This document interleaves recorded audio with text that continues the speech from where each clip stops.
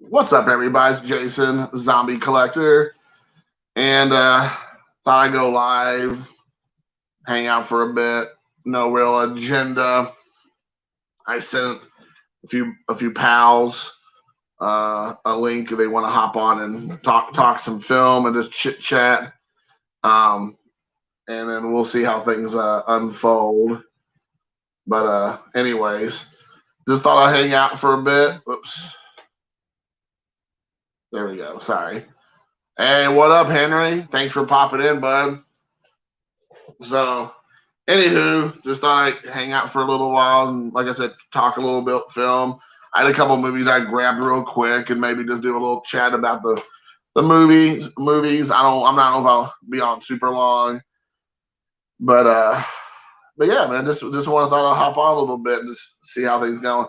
What have you been up to, Henry? How you been, sir? How's life treating you?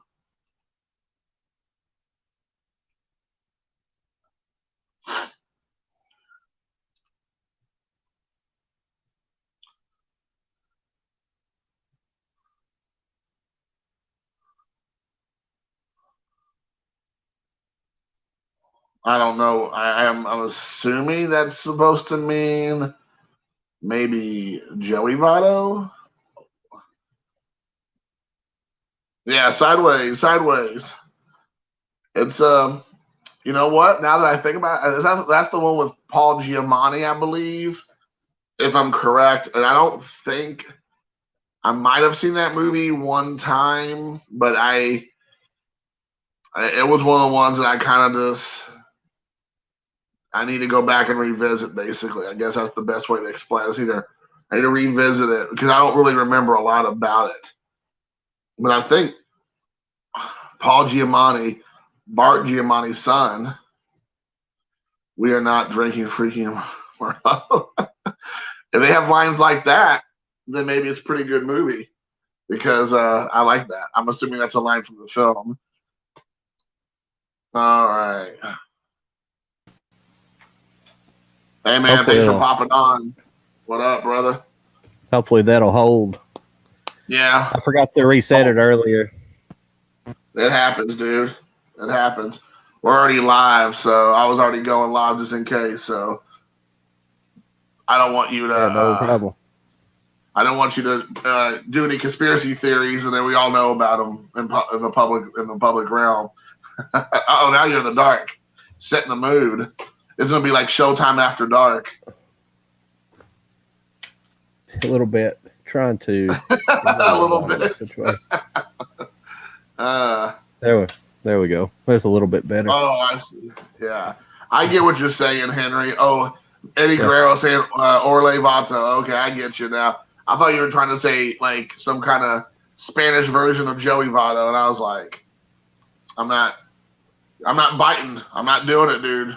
Not you ain't gonna get me talking about sports, dude. I swore off of sports. So yeah. So what have you been up to, John? Not much. I was watching Animal House, the 4K version of Animal House, just before I got on there. Picked it up a couple weeks ago. Do you have a 4K player and a TV? Yeah. How does it look? It looked good. It looked real good. Yeah. Is it the best you've ever seen it look, or is it just a slight upgrade from the Blu-ray, or what's your thoughts? It's probably the best I've seen it look, but I don't say that with all the 4Ks. So sure, yeah, it's because some of them sometimes they don't look as good. Sometimes they don't look any better. That one did. The older, it seemed like the older films are usually the best with 4K. They just the older film just seems to come out better. I don't know what it is. I saw. I don't know if you more grain. Caught it. No, not much grain. No, more grain. The grainier usually because 4K really brings out the grain in the movie. A good, the good transfers bring out the good grain. You see it. See it now, more. I don't know if you saw the guy who does films at home today. He released a video talking about a half dozen to 10 new 4Ks that's going to come out between now and about August. And I don't know if you saw that. You may already know this information without watching the video, but I don't really keep up with 4K releases all that much because I don't have a 4K player or TV. But that's something I'm going to probably fix between now and the end of the year. But he mentioned, which I was pretty excited about, he mentioned Transformers the movie. I'm pretty pumped about. I think that would look probably pretty awesome. And the Indiana Jones movies. And I think it kind of goes back to what you're saying, like especially the Indiana Jones movies. I bet they'll look awesome. At least I hope so. Yeah, I have those pre-ordered actually. I went ahead and I pre-ordered the steelbooks. Mm-hmm. Now the Transformers, I have the Blu-ray steelbook for the Transformers movie. I don't know about animation. Usually don't translate up very well. It's just sure. It can, don't get me wrong, and it was shot probably with 35 millimeter film, so it could be definitely transferred up, because like Ghost in the Shell, the anime Ghost in the Shell, it looked amazing. It looked the best I've ever seen it in 4K. But Akira, they messed up, and we got the 4K disc with the set, but it wasn't the HDR. It wasn't high dynamic range.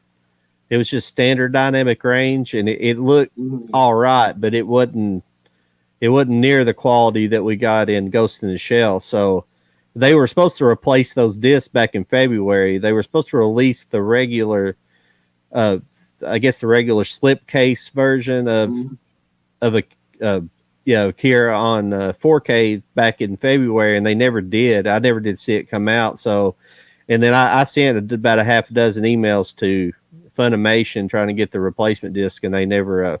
They replied 2 or 3 times, but they kept sending me an email saying, "Well, you need to send me your address to get it." And I kept sending them my address, and I kept getting the same email back. So I was getting just a runaround basically. So I have no idea if I'll ever receive a replacement disc for that or not. They have like a customer service number you could call directly. Yeah, they give out initially they give out a customer service email that directly for people who wanted to have the replacement disc. And I talked to them briefly. At least I talked to the person that was in charge of that email. And I don't know if they got inundated with emails and just were kind of blowing people, or just there was kind of a standard response. But as far as I can tell, they've never released the 4K on, so that the new discs apparently never been pressed. Right. Well, I know that there's a couple companies that have had that problem over the years, with the 4K or even sometimes Blu-rays. Like, it just looks so crappy that they feel obligated to send out.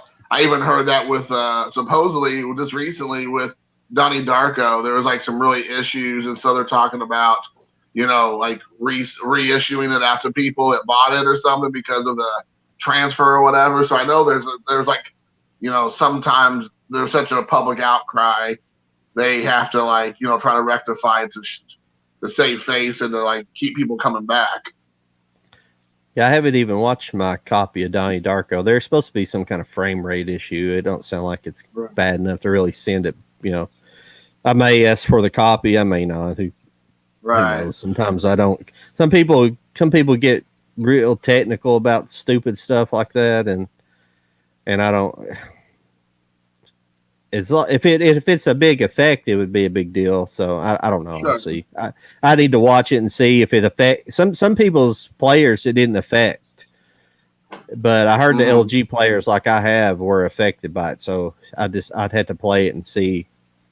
I don't know. Right. Well, I mean, like, the funny thing is like, for me, unless, if I'm still dealing with DVD, unless it's a full frame version of a movie, like, I'm pretty content, I know I had watched, I think one of my pickup videos I did a couple weeks ago, I picked up a Total Recall on Blu-ray, and, I'd seen it 1,000 times on DVD or VHS.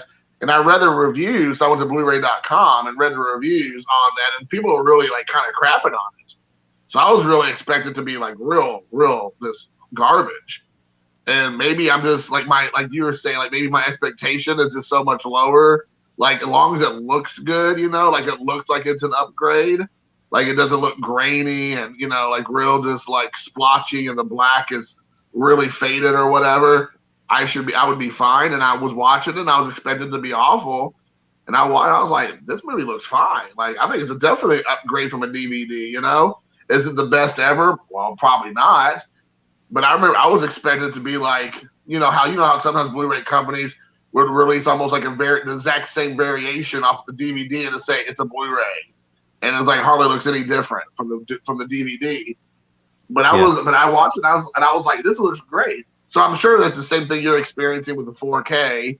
There are some that looks like basically a Blu-ray rip or whatever, but they just slapped 4K on there and called it a 4K. And there's some that like look beautiful. It's obviously a huge upgrade. Yeah. Yeah. Sometimes, there definitely was at the early. Oh, I'm sorry. Were you not finished? I apologize. No, I was finished. I just didn't want to leave this awkward moment there. No, dead air. Yeah, dead right. No, but in the early days of Blu-ray, that was definitely the case. There were some that were just a money grab. They just slapped basically. Well, I think what they did in the early days, instead of doing transfers, they looked like they just had software that was doing like some kind of up conversion to a movie. So, and it was like a single pass up conversion software or something. And it wasn't really just a new transfer and a decompression. It just, I don't know that for sure, but it's what it looks like because some movies were not up to par. There's movies still coming out, like I've talked about for that movie. I don't know if I ever talked about Pump Up the Volume before on here. Yeah, you mentioned it. Yeah. Yeah, that was kind of a disappointing. Now, I don't know if that's just, and sometimes with transfers, they're working with the best copy they can find. Mm-hmm. And I would think that would have been preserved pretty well, but you never know. But some of these old movies, they're having to try to find private collectors to buy film from, buy a 35 millimeter print or 16 millimeter print. And then sometimes if it's 16 millimeter, they're having to blow it up to 35 or to do a transfer sometimes they're piecing together different prints just to get enough of a movie to transfer. So it's crazy because you would think some of these movies, there would be,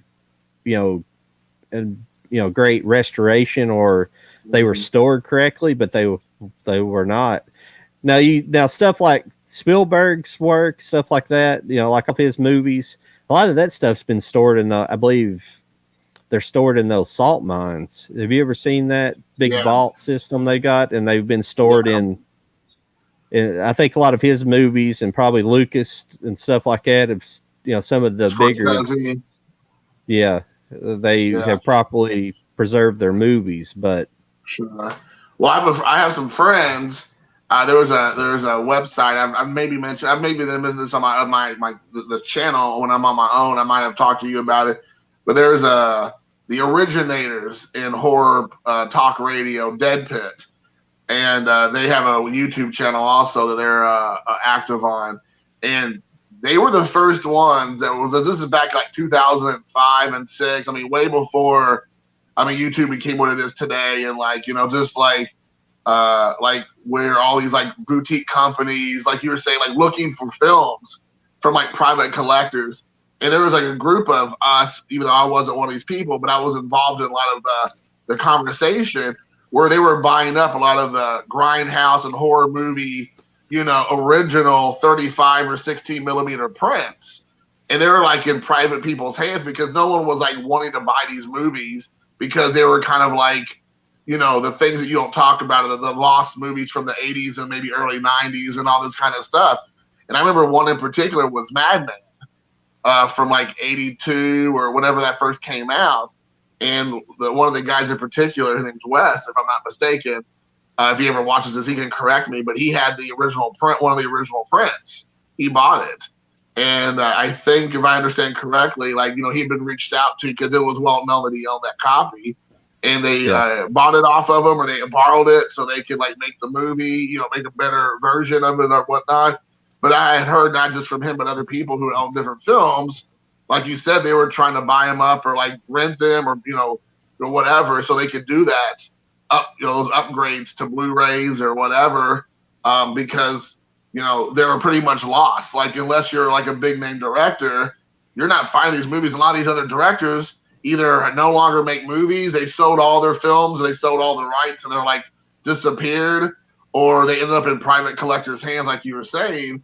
And so, unless you're one of those people who are actively involved in these kind of communities, you don't even know they might be looking for it. So it's pretty cool to know that there sometimes you'll find that guy that finds that like $3 million baseball card in your grandpa's trunk upstairs. You never know, there might be movies that like floating around somewhere that somebody has in their collection that could see the light of day again. Yeah, there's a lot of movies from some of the early, I guess early movies, like 20s silent movies. A lot of them's been lost, right? Because of fire damage. Like, some of them have been in storage out in Hollywood in like a storage warehouse, and they burnt down. So they've lost all kinds of stuff. Right.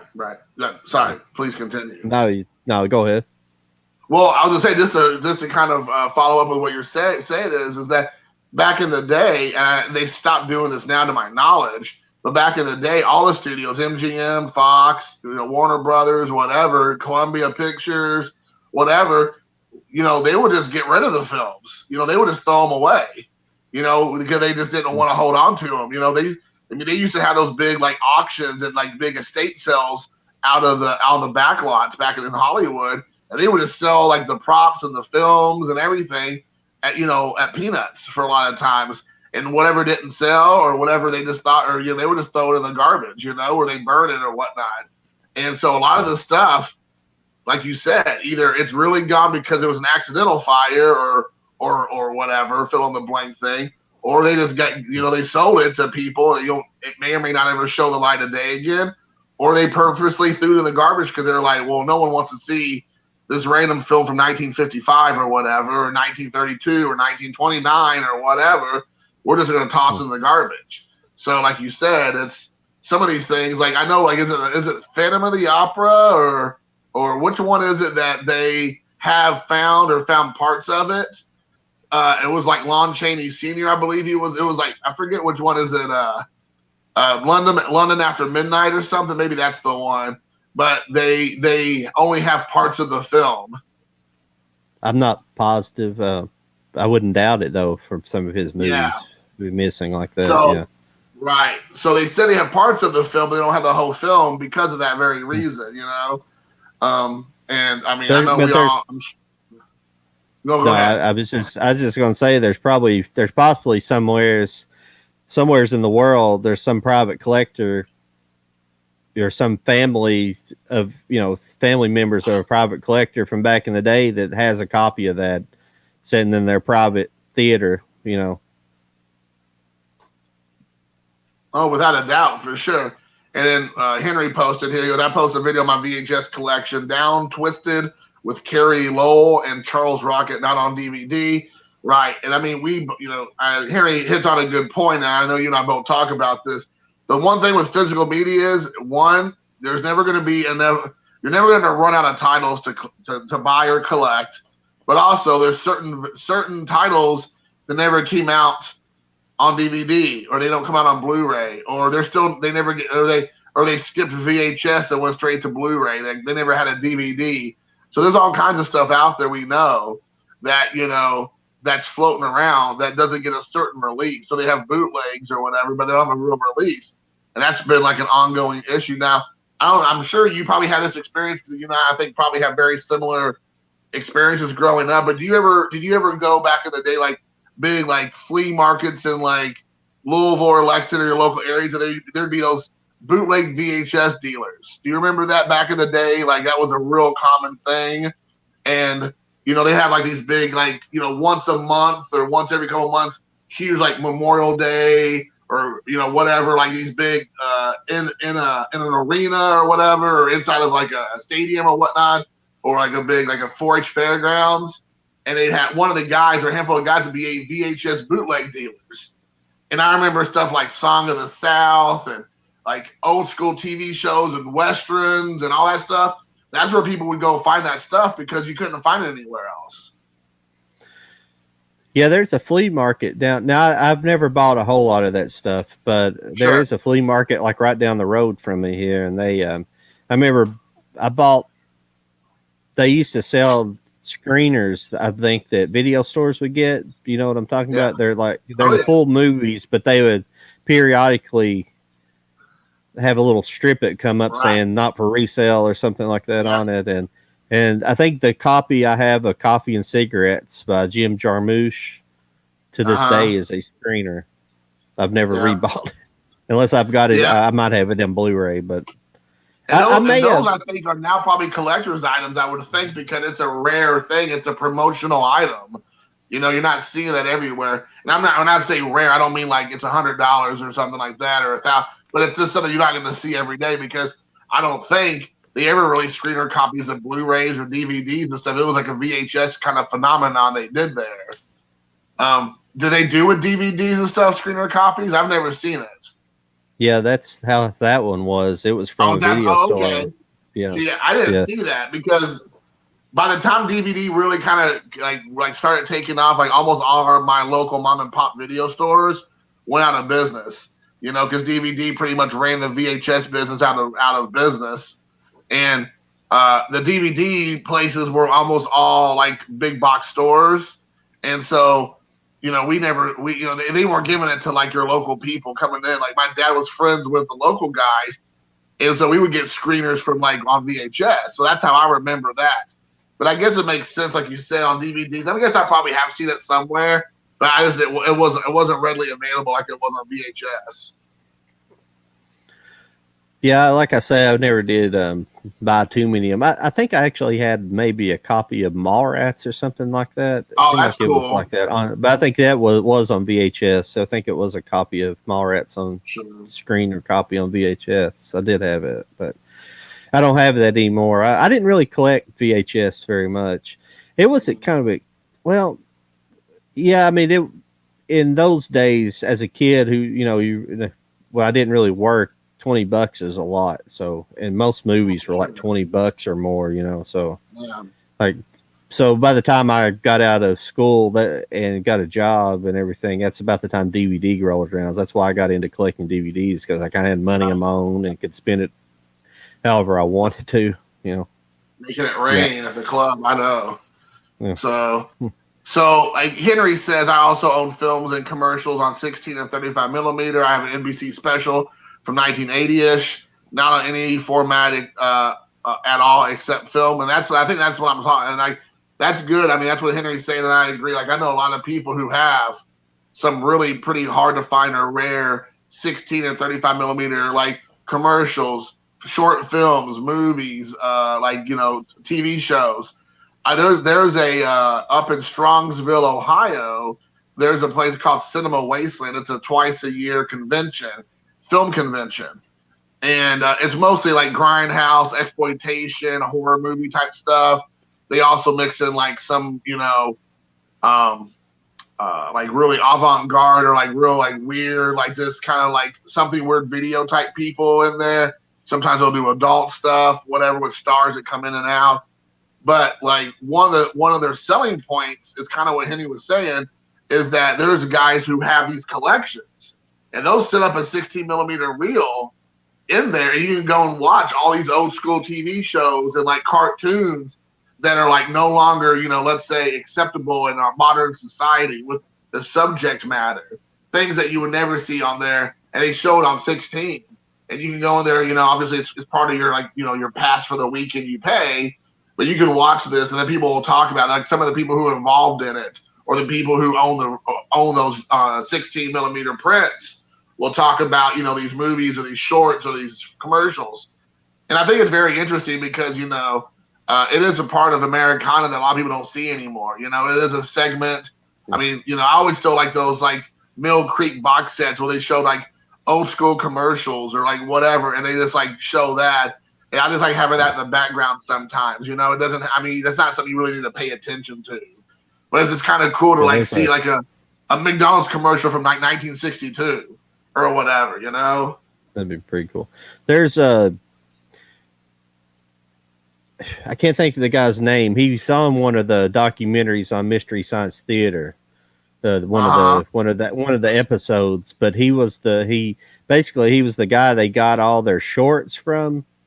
Okay. And that's all this guy collected. He just started at a certain point, I guess in the 90s. He started early 90s or so, maybe even the 80s. He started going around and buying up like when all the school systems were starting, and school systems and different places were starting to get rid of all their educational films and short films and, you know, or corporate films. He went around the country buying them up, and he just built an archive of nothing but that stuff. So he donated, or I don't know if they bought or he donated stuff to the Mystery Science Theater.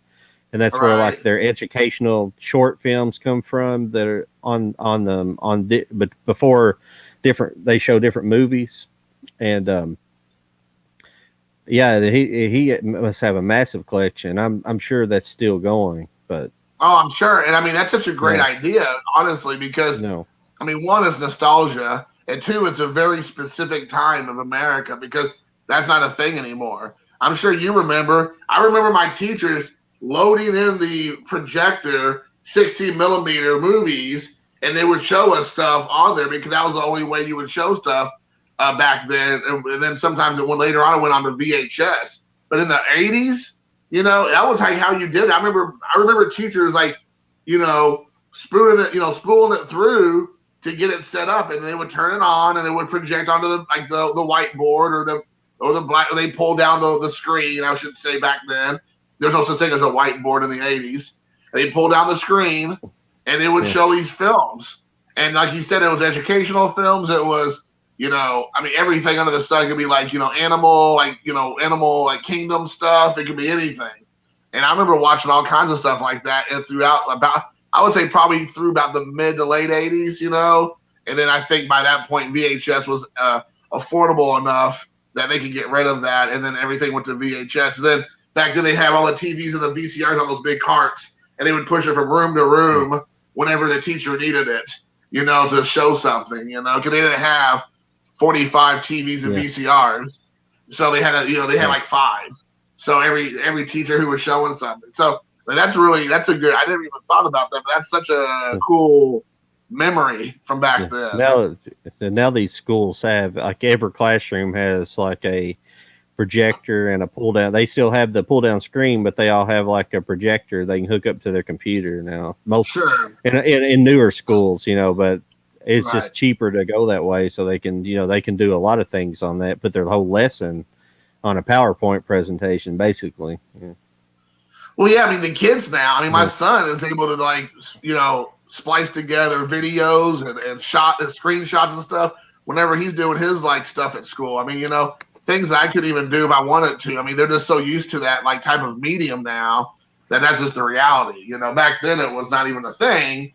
You know, we were playing like Oregon Trail on our floppy disks back in the day. Remember that? So it's a little bit of a far cry from that. Henry mentions, and I think this is another good point, people want those screeners to complete, those screener copies we were talking about a moment ago, complete their home video rental store in their basement and garages. And I think you probably have seen, and I have seen, a lot of people will have their garages, their basements, a room in their house made up to look like a video shop or a video store. And those screener copies is just kind of like that little like feeling of legitimacy because only rental places would have that stuff back in the day. Yeah. So they would have like some of the signage and things, and then they'd have that. Ooh, what is that? What is that? AVGN or what is that? I can't. Yeah, AVGN. Now, is that an old school VHS movie? Or? No, it's Angry Video Game Nerd. Oh. Yeah, he's got Angry Video Game Nerd. I forget his full name. His name's James. I can't remember his last name, but he's got that. he does Angry Video Game Nerd. He was like a very early YouTuber. Like he's been I around. do remember him. I've heard him before. Yeah. But he also split off and started doing like they would talk about movies, and they had basically set up their own video store in there and had like VHS and laser discs and stuff like that. I'm thinking about like everybody says these kind of things, but like you probably don't know. We haven't talked enough to know this, but I don't have like a huge house. I have I always tell people I have like a glorified apartment. Like it's my house, but it's not very big, so I don't have a lot of room to like expand or whatever. So I'm thinking about doing something with either expanding my house or adding on or doing something, or to like find a space where I can kind of really like what you do in your background and like really making something like that where it's like an actual entertainment area where I don't have the capability to like make it like a VHS or like an old school, shop, like a rental shop, but to do something where, it feels a little bit like this is like not only a hobby, but like a passion, so, if I do that in my living room or whatever, people are going to be like, what the hell is going on? So I gotta be creative, I guess, but it's something I've been really thinking about. I'm nostalgic, but it's not for doing something like that. I remember I remember a lot of people are nostalgic for Blockbuster for some. I guess that's all people had in like bigger cities, but I remember the mom and pops, especially coming from a small town. That's what I grew up with is the independent. We didn't have like Hollywood Video or Blockbuster. Now, when I moved to Richmond, eventually where I'm at now, they had a Blockbuster, and I would go rent. But those mom and pop stores, and even in little Irving, Kentucky, that's where I found like Clerks and stuff. That's how I found out about Clerks. And when I first had watched Clerks, I may have seen Mallrats before, and I didn't. It took me a little while to connect the two being the same director. And I think maybe that era might be what kind of set me on my path to look at, finding out about directors and things like that. Yeah. A little bit. It was kind of the same time as Tarantino and the the explosion of the independent scene in the early 90s. So I don't think it's any accident that like all of us, our generation, all of us guys in our 40s, you know what I'm saying? Maybe early 50s, maybe late 30s, but really that 40 to 50-ish range that grew up like right at the start of it, the precipice of like that auteur 90s Renaissance boom of like so many independent filmmakers that were like just taking off. I don't think it's an accident that all of us like now have YouTube channels and we're like all cinephiles and we're all really into it and into collecting and all that, because I think there's something to be said about that time. Would you agree? Yeah, I think it's cultural too, because you've seen that in the music scene as well, especially with the alternative music scene of the early 90s. But it got hijacked very quickly by the mainstream. That's why I kind of call that. I call like there was actually a documentary that's never been transferred over to DVD that's only available on VHS as far as I know. It's called 1991, the year punk broke. Yeah. And it was just a really good, it was kind of about the changing of Seattle at the time. And there's a scene, I remember there's this one scene that I can remember towards the end of it where I guess kind of the founders of Sub Pop and you remember Sub Pop? They were a big record label from Seattle at the time. They were all standing on top of one of the buildings and looking at the skyline of Seattle and said, this is, we built this, basically, because of, but that whole, but I call that whole era kind of like the last great period of at least rock and roll. Great push for it, really music, because it got after that point, you had to really, to find good music, you almost had to go to the indie scene, the college scene. And I'm not a big hip hop person. I like some of it, but I'm not a huge hip hop person, but they just have pushed that way beyond the point. because you look back in the 60s and 70s, you have like Motown and stuff, and these freaking beautiful harmonizing, black groups, to put it bluntly, Delphonics and Marvin Gaye and all these, just some great music. And then they've then they've went all the way kind of to the polar opposite. I know it's supposed to be kind of cultural, and it's just, to me, it's just kind of a little bit of a downgrade of what they're doing to me a little bit. Well, I mean, like, it's just, when you're talking about Sub Pop and like the Seattle scene in the 90s, the thing I have to say is that, I don't know, and this might not be something you picked up on, but I agree with you completely. I feel like now, and I'm sure, people can, would challenge me on this. It might be a little piece of it that I just don't care to like do the digging like I used to do when I was a younger, like teenager, young adult or whatnot. But there was I guess you can call it a Christian label out of Seattle called Tooth and Nail Records. And they signed some of the most interesting and just, really outside the box type of music. And I mean, I still to this day, just kind of like how I love Miramax films, like they just would sign almost any director.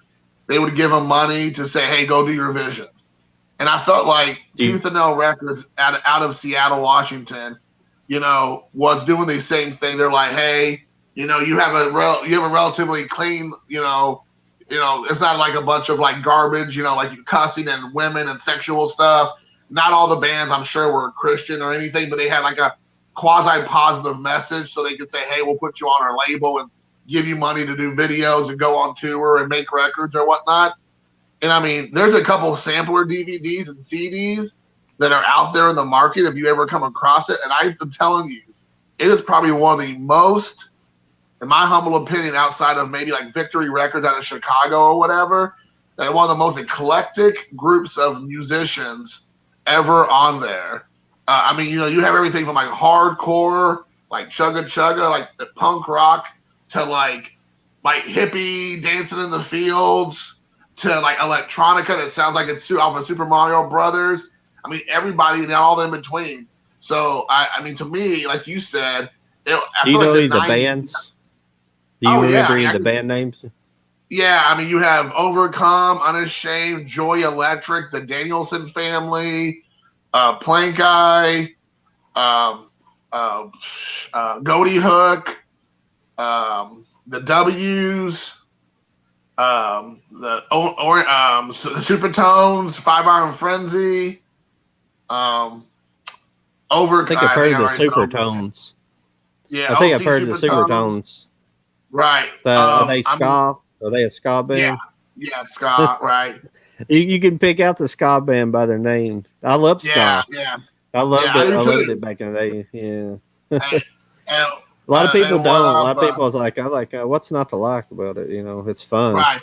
And like I said, and some of those bands are way heavier on the Christian stuff. Some of the bands you wouldn't even know. And like I said, that's what I was saying. Like, not every band on their label was like they're singing like Jesus in every lyric. You can go a whole album and it wouldn't even mention that. It's just like more of a positive thing.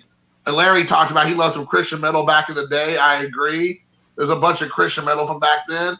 But I mean, that's the thing I was talking about. But just to kind of bring it back to what we were saying initially, is that I think the 90s was that last great decade, at least I've been a part of, that really encouraged and promoted like independent, music, movies, thought, and there was money out there and interest to give people a chance to kind of do their thing with their vision, So I don't know. I mean, will we see it again? I mean, maybe, of course, there's always that option, but I feel like now everything's like run through the Hollywood grinder or like, whatever, that it's just going to be very hard to see real, true, outside the box thinking, either music, movies. I mean, like I said, you can't even be a comedian nowadays without the possibility of being ruined by, culture, the cancel culture.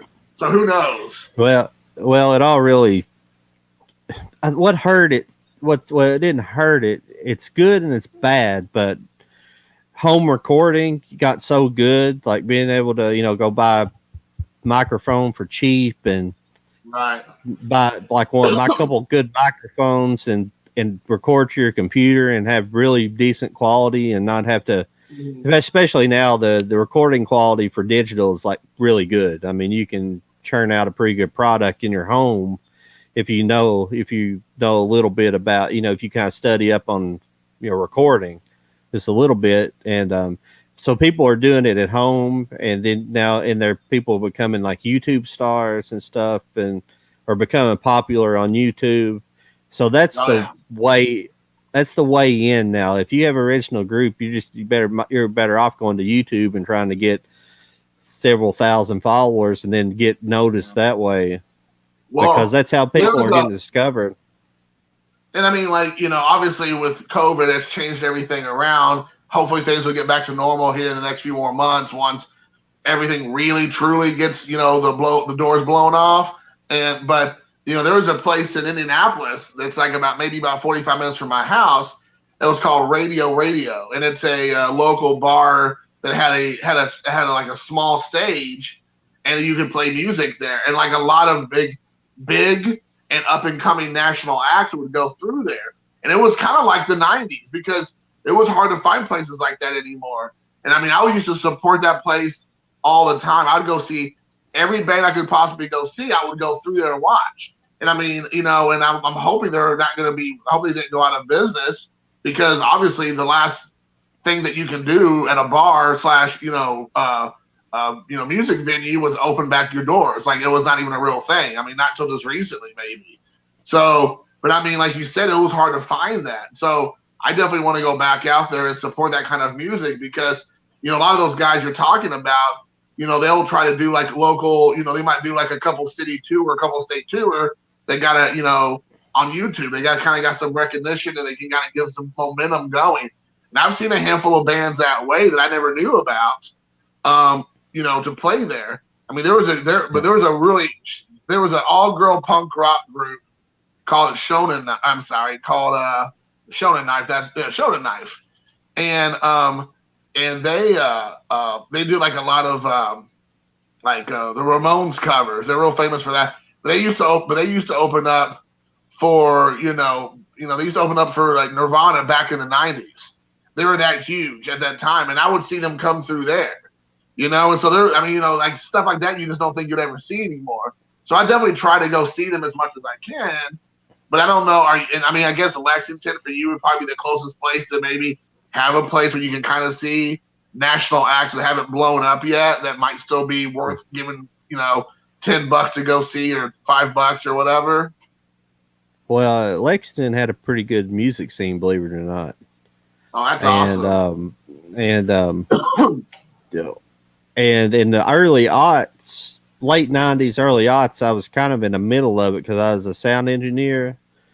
And I was friends with one of the local. We have in Lexington, they had a local radio station called WRFL, and it's like a student-run college station, but it was ran by at one time pretty cool people. So they had a lot of really cool music going through there. It was it's essentially alternative stuff of the day, and all the shows kind of revolved around that format.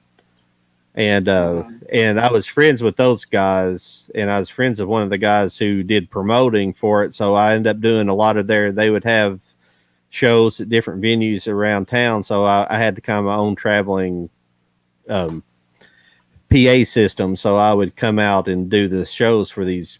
So I've got to run sound for a lot of indie That's cool. At the time, like Dismemberment Plan, Apples and Stereo.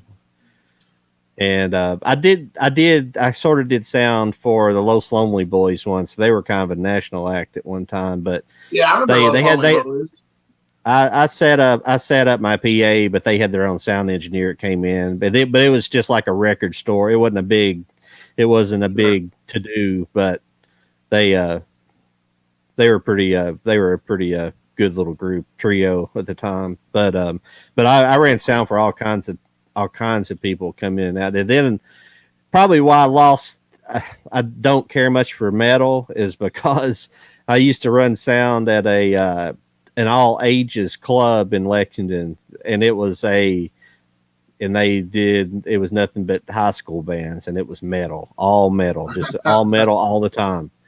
And Right. and Excuse me. everybody is all about metal. The guy that taught me, it was kind of my mentor as far as sound engineers goes. He was a metalhead, long hair, looked like straight out of the freaking 80s. Right.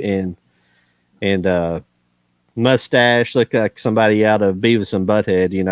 He was a cool dude, but he was, Right. kind of like that Greaser. That was all. You remember that Greaser and Beavis and Butthead that's always kicking their Yeah. butts. Oh yeah. He kind of reminded me of him, but he had like long haired mullet kind of thing going on. But he had he had a big setup. He would do kind of medium sized shows and stuff, but he had one.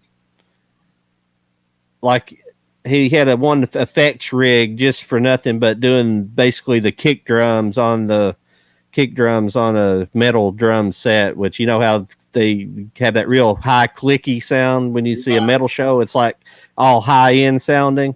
Well, he had all the stuff you had to do to do that. I don't want to get technical. You guys probably won't understand all that, but he had nothing but one rig just to do the drums for metal bands. I mean, he was good, but he was good with metal. Have you ever heard of Larry? Larry asked a question. Have you ever heard of Blackstone Cherry out of Kentucky?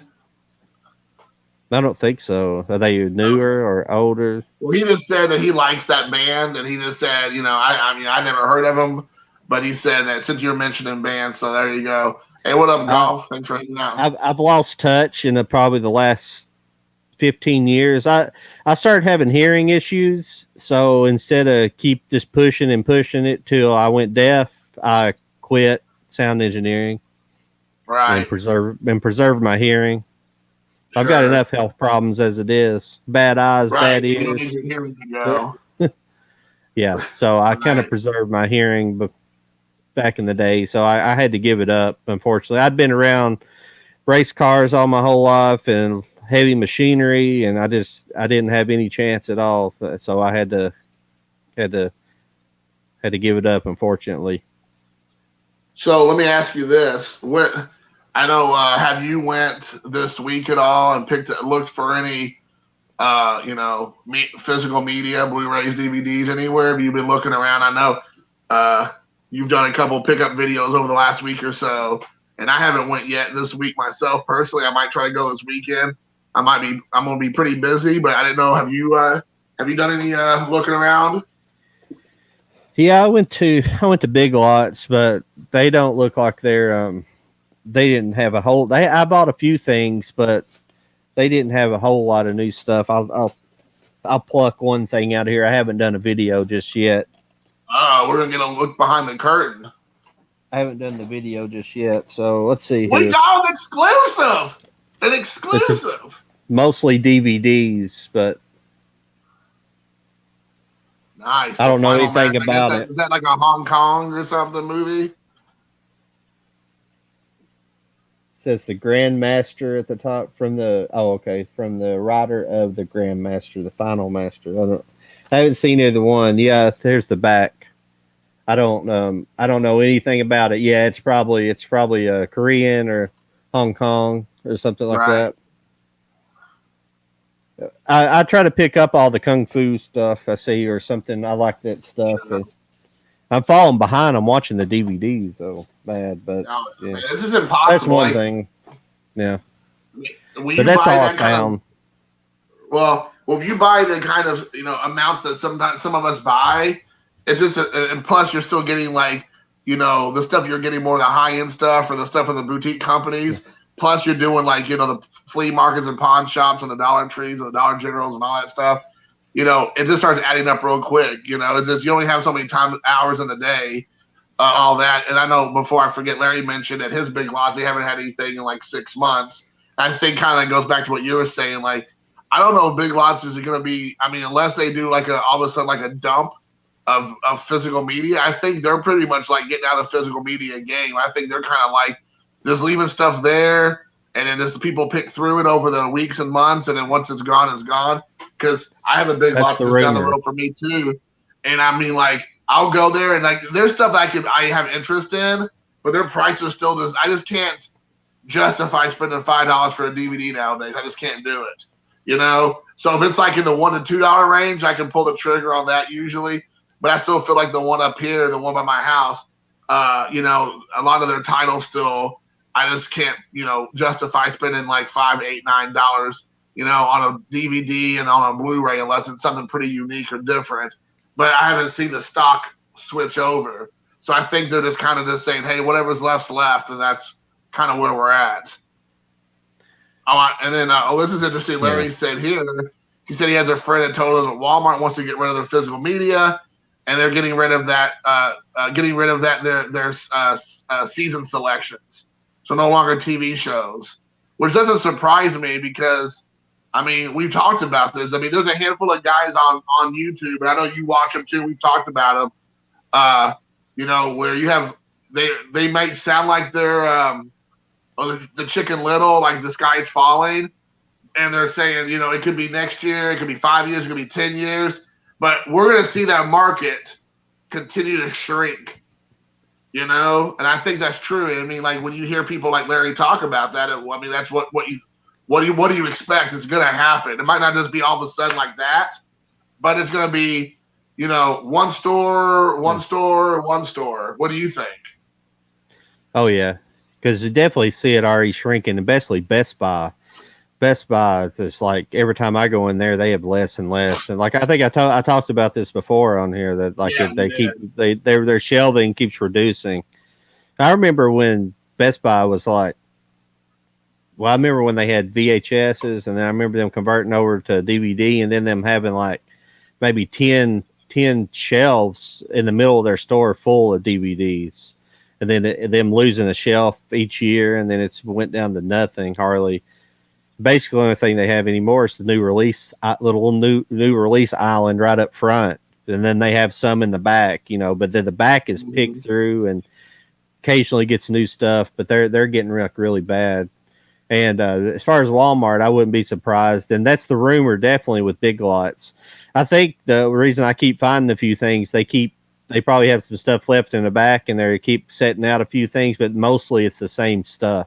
And people's not really buying it. I don't see anybody in there looking at it anymore. Well, I mean, like, I have a Dollar General. I mean, go ahead. I'm sorry, I didn't cut you off. No, I was done. I was just saying, well, one thing Henry was saying, but I'll follow up with what I was thinking. But Henry's saying that, you know, years ago, Walmart got rid of their big dump bins. And that's true. I haven't seen a dump bin in a Walmart in like years. Like they used to have those big dump bins. There'd be like $1 DVDs or $5. They just throw it on a big old dump, and you have people digging through it. Like that's been gone now. Like kind of like what you're saying about Best Buy. They just show newer releases now. They just have a section for new releases. And then like Larry followed up by saying that he went to Best Buy about a year ago, and he said he saw about maybe 500 titles at best. That's all you see now at Best Buy, where it used to have like just like 6 or 7 rows of just nothing but DVDs and Blu-rays, you know, just one after the other on both sides, all the way down, like the entire like section of the store. But what I was gonna say, to follow up with what your point was that, you know, there's a Dollar General literally a minute from my house, and I'll go in there, and I'm like, I'm not gonna buy anything today, but I'll just take a look at some stuff. And then I'll go back a week later, and it's all still there. You know, like there's Land of the Dead on Blu-ray for like $3, and I was like, and then I saw it on Precinct 13 for like $3 on Blu-ray, and then they have like a Ip Man Season 1 or whatever on Blu-ray for like $2. And I'm like, I don't want to buy it right now. I hope I don't miss out on buying it. And I'll go back a week later. It's all just still sitting there. So I agree with you. I think a lot of people just aren't buying. I found some gems in there, but the problem is like you're saying, they don't get refurbished very much. Right. And I've got I don't know how it is in Indiana, but where I'm at, I'm kind of on the edge of the rural area. As you know, we basically are rural here for the most part. And so we're littered with them. The same thing here. I bet I've got 10 within probably a 10-mile radius. Same. Maybe a 20-mile radius, you know. And been going to all of them, and I found some interesting stuff like I've showed you before. But Right. now I did find out some. I did go to one other night. I had to get some water, and I stopped in there, and the guy in there was real friendly, and there wasn't anybody in line. So I just asked him. I was like, "So when do you? Can you tell me when you guys restock your DVDs, or if you do?" And he said, I really don't know because we don't do it. A company does it for us, does the restocking. And that's, I didn't know that Dollar General did that as well. But I know like places like Lowe's, because I had a friend that actually worked for a company who did stocking at Lowe's. Their employees don't even do the stocking. They hire a company that comes in, stocks the shelves at night, and then so evidently, like Dollar General does something similar. Maybe they have vendors for certain things in their stores, but apparently they have a vendor that comes in periodically and restocks that kind of stuff. So, I mean, that's how all the big box stores do, like the sports cards as well. They use vendors. It's not Walmart or Target that puts out sports cards. It's a third party vendor that shows up, and they have like a little hand cart, little trolley, and then they just stock the shelves with whatever Pokemon, Yu-Gi-Oh, baseball, football, basketball, whatever, and then they move on. And so I've seen that plenty of times back in the day. So I agree. I see that happening a lot. So you kind of, if you're the person who wants to see what the new stuff is, you'd have to talk to those people if they were happen to be there when you're there to kind of get like a schedule to see what they're up to. To try to do that. But I mean, like I'll go to 2 or 3 different Dollar Generals, and like 98% of the stuff's the same wherever I go. Like you said, there might be a few gems, slid in there or whatever, but overall it's pretty much the exact same stuff. So wherever they're pulling from, it's the same stock they're pulling. It's not like each store is getting something completely different. And some sections are bigger than others. I noticed that too. I don't understand either how like these Dollar Trees are the same way. They all are getting like, I don't understand how I guess they're just getting massive. They must have massive amounts of like one copy of everything, and I don't understand how they get divided up like that, because I mean you do get some variation here and there, sure. but I don't understand how there can be that much of everything like that. That's such a crazy waste, I guess. I don't know how to put it, And the other thing is that, people are getting the same movies all over the United States. So it's like, you have all these, you think there's going to be like, let's say 20 different warehouses throughout the country where they fill these stores up, you know what I'm saying? Like they go one centralized location. So, but like, no, I mean, Henry in Oregon's getting the same Blu-rays and DVDs I'm getting in Indiana that you're getting in Kentucky, that somebody else is getting in Alabama, that somebody's getting in New York. So it's like, it's kind of crazy that's the same stuff. I mean, again, just some new stuff show up at your store that's not at mine. Yeah, I'm sure that's the case. But again, 85% of it's all the same stuff, it feels like most of the time. So, it is pretty wild. Yeah.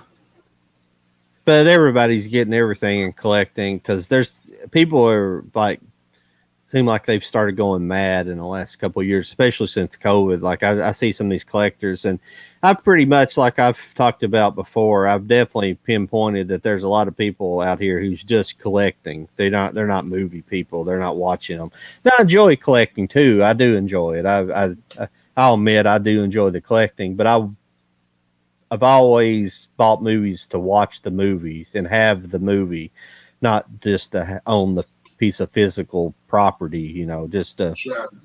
But I like showing off my collection and stuff like that. I do like doing that kind of stuff, but mainly I like showing off collection because I like showing off my knowledge of movies, which my quick recall skills are horrible, so I can't remember nothing. But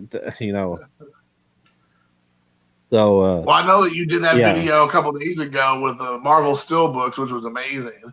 I had never seen probably like a third of those, at least, maybe more. I didn't know they existed. I'm like, man, the kind of dedication you have had over the years to like get those and acquire those. I mean, how many did you show? Like 100? I mean, it felt like it was that many. It may not have been, but it felt like you showed a whole lot. It was like amazing. Well, no, I don't know. How many movies Like were I in live the? like There's 25, 20. 30 There's titles, 20. maybe. Yeah, there's probably close to 30 altogether. Yeah. Yeah.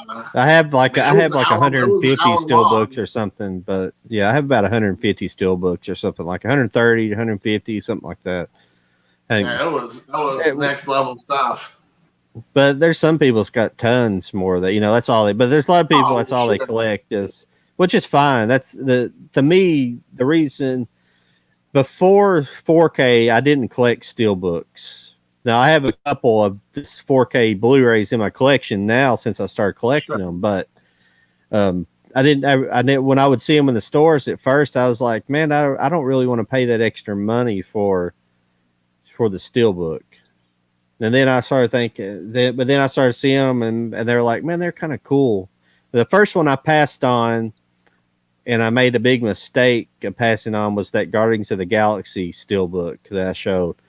And for a long time, it was like running up 80, $100 for it, or 50 to between 50 and 100 if you wanted to buy it on eBay. And I was like, I'm never paying that. And then finally, after they released the 4K, I thought one day, I'm gonna go on eBay and see how much that's going for these days. And somebody had like a really good copy for like $30, and I was like, it's a little high, but I'm gonna buy it because I always really wanted it. I thought it was cool, so I'm gonna.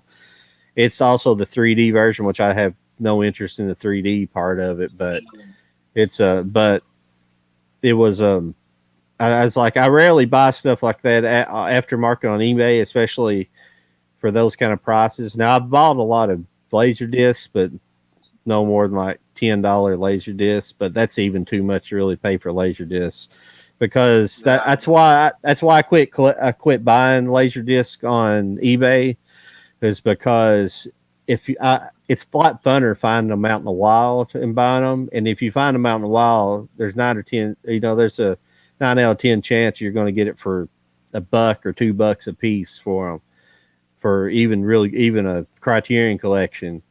If the place is just trying to get rid of them, some places like Half Price Books, they look them up and see how much they're worth, and now they won't gouge you on the price, but they'll stick $6-7 for a Criterion, which I'll pay for Criterion. Anytime I see a Criterion and I don't have it, I try to buy it, unless it's something completely absurdly boring, some kind of period piece movie that I have no interest in. Some 1950s Russian film. Come on, no, who doesn't want that? No. So here, Golf was talking about. Oops, let me get back on here. He goes, I know a guy that is on your level with his stuff on stuff. I was telling him how much I like Smokey and the Bandit. The next day he showed up and gave me a box set with all the movies. It seemed super rare. I think a lot of times with stuff like that, you just never know what's out there, I mean, there's all kinds of box sets or steel books or special editions. There's limited editions and stuff sometimes. You just never know. And like you said, I kind of like, I can go on eBay. Sometimes I use eBay just to see what is out there. You know what I'm saying? Like there's all kinds of different releases. No. But I do like to go to, like you said, looking for stuff in the wild. I like the idea of the hunt to look for things. Now, some of it's so rare, you're going to only have to find it on eBay for sure. But there's some stuff out there, that I like to know, I like to look. Like I found, in my last video, I found stuff from Scream Factory and Vinegar Syndrome and, stuff like that. I mean, I never thought in a million years I'd go to a pawn shop in Indiana and find that. And there it is, sitting there. Everything's there, maybe not a slip cover, but all the inserts are there, both the Blu-ray disc and the DVDs in there. So there's stuff that can be done, The Vinegar Syndrome was a real find, and because that's just a rare, because they're a boutique company, and they do a real good job on their stuff, but they're still not that big. They're not Arrow big or Shout big or Criterion big. But they make a real good product, as you could see with this, what you got there. Sure. Yeah. No, in answer to your question, Henry, I did not find any Green Lantern Steel at the Dollar General. I'm not a big DC fan. So I'm probably not gonna have a lot of that stuff tracked down. Like I'll buy it maybe to flip it if I get it. I find out at Dollar Tree, I'll buy a copy because I know I can flip. Usually, like we talked about before, Marvel and DC stuff generally sells pretty well on eBay. So if I find like some of the Batman stuff, I'll pick up a copy and I'll flip it for like, $4 or $5. And sometimes they'll go for more, but not generally speaking. But I'm not really a big DC person in general. I kind of like both, but I like the Green Lantern. I like the Green Lantern quite a bit, but I don't own very many Green Lantern movies on, or the DC animated movies on. I don't have a lot of the animated movies. Period. I got some of the, some of the Batman stuff. I got like that Batman versus Ninja Turtles and Batman or Gotham by Gaslight. Yeah, that's it. Gotham by Gaslight. I've got that. I've got several. I've got like DC. If I can find them here, I got like the DC. Wherever the heck they are. Yeah, don't worry. I'll look around here in a minute when I'm not in the middle of a sentence. But I got like the Justice League season 1 and 2 all on Blu-ray and stuff like that, and stuff that's really good. But they did that Red Dawn or Red. It's a Red Dawn, not Red Dawn. Excuse me, a Superman Red Sun. Yeah. Superman Red Sun. Yeah, he was born in Russia instead, or ended up in Russia. Yeah.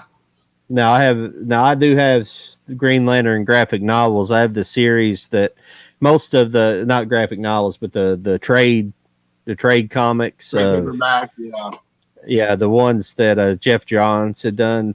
I don't know, they're probably about 10 or 15 years old, which is a really excellent run of Green Lantern. And it's one that it's disappointing because Jeff Johns was kind of the head of DC there for a while, and I think he was the head of DC at the time they did the Green Lantern movie, and you're like, how did he allow them to make that garbage movie when he wrote some of the best Green Lantern stuff, at least to date? I'm not saying in the past, but at least at the era. They could have took his first book out of the Green Lantern, which is basically just a retelling of the original lore, Right. They could have took that one book and made a movie out of it. It would have been great. But I don't know. It's just aggravating. Hollywood, I mean, we all know Hollywood that, people just, sometimes they just do dumb stuff. And DC is notorious, as we all know, not how they can't make a superhero movie to save their life that's worth anything. 9 times out of 10, almost 10 times out of 10. Just quickly, Larry mentioned that he found 176 laser discs for about 75 cents each, and he sold a bunch of the rare ones on eBay, which sounds about right. I mean, we all know that laser discs are pretty rare anyways, and you can sell them on eBay. It's pretty good because, I mean, people just got rid of it. I mean, it's almost an obsolete, form of entertainment because, I mean, you just don't see them anymore. Not hardly anybody has a Laserdisc player. So it is a very even niche community. So if you can find some really rare ones, it's pretty cool to have. I've always been on the lookout for the Dawn of the Dead Laserdisc. I always wanted one. I've never seen it. I don't know. I'm sure it has to be super rare. But I've always seen them like on eBay or whatever, but I ain't paying those prices. If you give me a second here, I think I have a copy. I have the box set, I'm pretty sure. Yeah. That's awesome. Let me look. Give me just a second if you'll talk for a minute. Yeah, I'll keep an eye on it. If you don't care, I like pulling stuff like that. Yeah, and then Henry, you got the Back to the Future for $1.50. That's great. Wolverine, Wolverine's legit, dude, 100%. Oh man, well, but you had a Green Lantern too. Oh, I know. I'm like a contradictory of myself. It's like when everybody was like losing their minds when I did my walk away from baseball video, but I was wearing a baseball hat. It's like it is what it is. Like, just because of what I'm wearing doesn't necessarily mean that's like, people might have given it to me as a gift, which is what that Green Lantern shirt was. So, for sure. Yeah, I'm not a big fan of the Fast Zombies golf. Never been a big fan of that. Honestly, like in, what do you call that? 28 Days Later, they're not really zombies. They're infected people. because they never died. They just got the blood. You know, they got bit or they got blood on them or whatever in their eye or whatnot and stuff like that, and they would become just like infected people. They weren't really necessarily dying. And then Dawn of the Dead remake and a lot of the other ones like that came out. They were like when they were like out like they were like running like they're in the Olympics. I mean, if you're dead, how can you run? I mean, let's be honest. I mean, it doesn't make sense. So it is what it is, dude. I'm not. Yeah, I mean, it's definitely scary. I agree, and I do like it. If we call them infected people, or it's like an infection type movie, then I'm okay with that. I don't want to call them zombies because it doesn't make sense. It just doesn't. A dead person is not going to run faster than Usain Bolt. It's just ridiculous.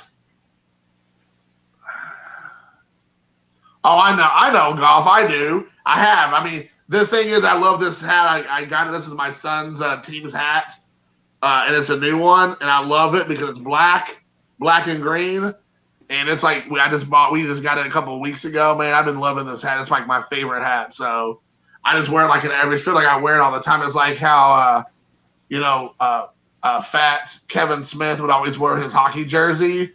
Like he'd wear the exact same hockey jersey. It seemed like in everything. Oh. It's kind of become that thing for me. It's like, I'm going to do a video. I got to throw on the black hat. Now, I switch it out in my real life or whatever. But on my videos, I just love this black hat so much. Yeah, I love Train to Busan, Larry. Dude, love Train to Busan. That's probably is one of my favorite zombie movies in the last decade, I would say. Such a great movie. Really brutal. I mean, everybody's, no one's safe. Kids, old people, whatever. Everybody's, everybody gets taken down. I love it. It's such a good movie. My son was like, "Dad, can we watch that?" I'm like, "I don't think you're ready for that, buddy. Just don't think you're quite ready for it. Maybe in a year or so, maybe. But that movie's, I mean, it's pretty brutal. So I mean, people. I mean, like I said, everyone is, taken out. I mean, there's like I said, there's no safe word for that movie. That's for sure. Oh, you got two of the Laserdisc players? That's awesome, dude. Yeah, I mean, if I come across like Dawn of the Dead or whatever, it would just be for like personal collection, just to have it as like kind of like a conversation piece or like a background piece, like on my bookshelf or something. It wouldn't be something I would buy like a Laserdisc player for. That's for sure. Yeah, I haven't seen it. I didn't even know there was a second movie. Oh, no worries, dude. I didn't even know there was a second movie, Larry. So that's interesting. I have to check it out. Definitely have to check that out. But if it's anything in the same vein, which sounds like you said, they changed the format, but it's not bad. So it's not like, at least if it's like the same premise, I would think it's good. Instead of Train to Busan, it's going to be, Rickshaw to Busan or, public transportation, public bus to Busan. I apologize. I can't find it. I'll break it out Friday. I don't know where it is. I probably stole it. I have it. I broke it and took it.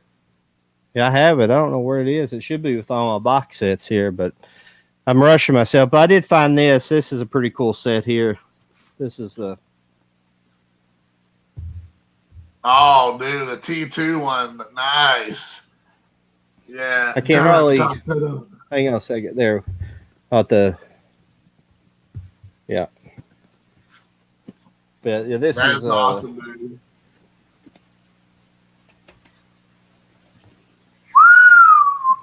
That is sexy. Man. They don't make them like that anymore.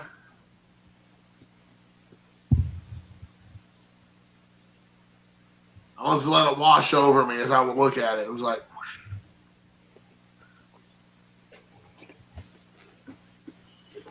Then you have all this stuff inside the booklet. Man, that is legit, dude.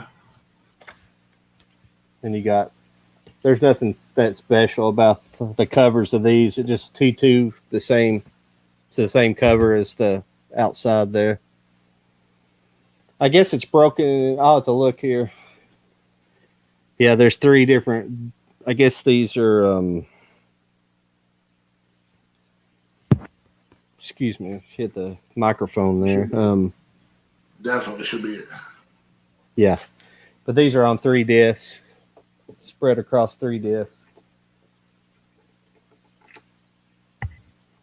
Yeah, but these sets here are just like Mike was saying the other night. New, I probably didn't pay hardly anything for this. I probably paid $20 or $30 for this, and which seems like a lot, but this set new back in the 90s was probably over $100. Oh, sure. So I mean, it's just crazy how much this stuff went for. But I mean, it's just like some of the sets the collectors are going mad over these days. Yeah, it's hard. Like when they released that last year, that Friday the 13th box set that was like 11 discs or 15 discs or something, and it was like the end all be all, and it was like $150. I can't even remember how much it was supposed to be. It's probably worth it, and I'm a huge Friday the 13th fan, and I'm sure hopefully that all those movies look the best they've ever looked with all the special features and all the new features they added to it and everything. But it would just be really hard for me to justify spending that kind of money. On something. I know that it's only going to go up more than likely later. So that's probably the cheapest you're going to find it. But it's still really hard for me to pull the trigger. I bought it, but I don't think I paid that much for it. I don't think I paid over $100 for it. I believe it was. You could find it at certain places for cheap when it came out. Don't quote me on that. That's when it came out. That's back when I could afford to kind of spend more money on stuff. I could drop $100 for a set and not think too much about it when I was working. But the thing is before that, the last version of the last complete set of that was it was going for pretty good money online. I forget, a couple $100 because it had went out of print and on Blu-ray and some of the licensing had dropped out, and so they quit making the sets. And I forget how much it was going for big money, but as soon as that set come out, they just plummeted the prices on them.